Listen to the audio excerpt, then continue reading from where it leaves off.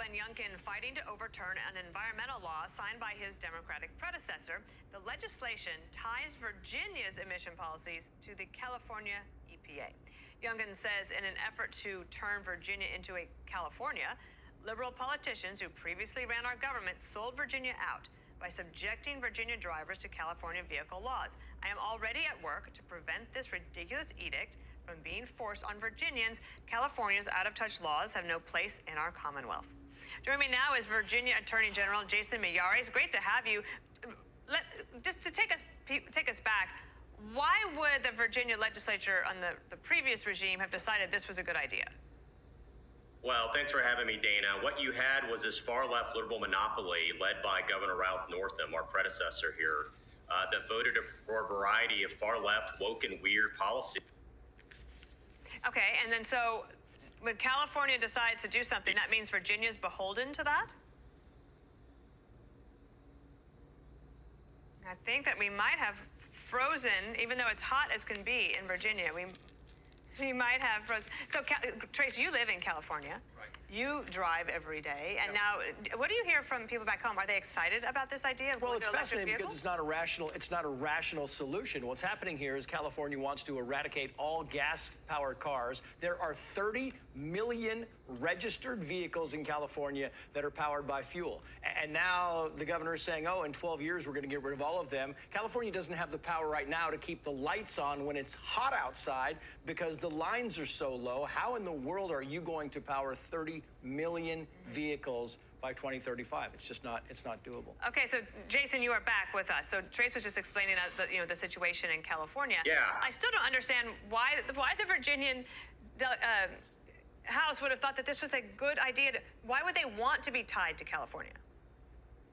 Well, I mean, you had this far-left liberal monopoly that decided to tie us to California. And like I said, it was woke and weird, the legislation they were pushing, and this was one of them. And it's so outrageous because if you think about it, we were all outraged that middle-class Americans were going to have working-class folks pay for their college debt, $10,000 free. Well, now they're forcing working-class Americans to subsidize their vehicles because not only do they ban all EV sales next decade, and just by 2026, 35% of all sales in Virginia have to be EV cars. Right now, that number is 2%.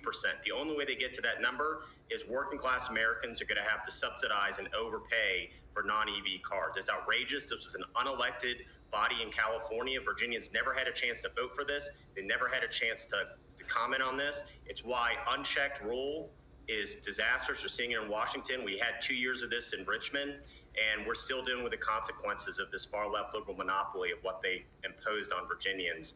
And I think people are rightly outraged about it. So the governor says he wants to figure out a way to pull it back. I imagine that you're going to play a big role in that. What will the remedy be? Well, we're going to be looking at any and all legal options, but candidly, elections have consequences. And you had a lot of Democrats in Virginia that decided they were more interested in voices from California than voices from Virginia. And they tried to California our Virginia, and that's kind of the results. And we still deal with that. We have a Democratic-controlled state Senate.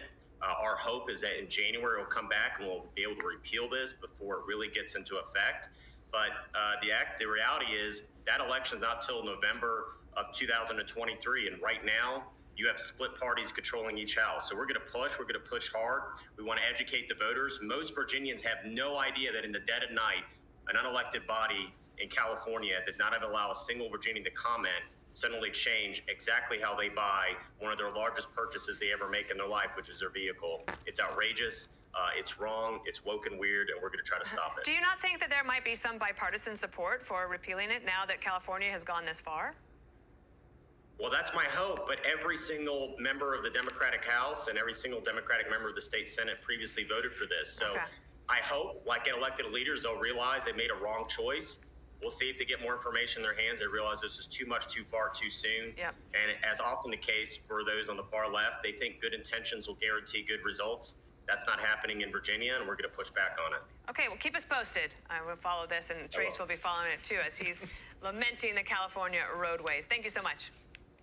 Thank you.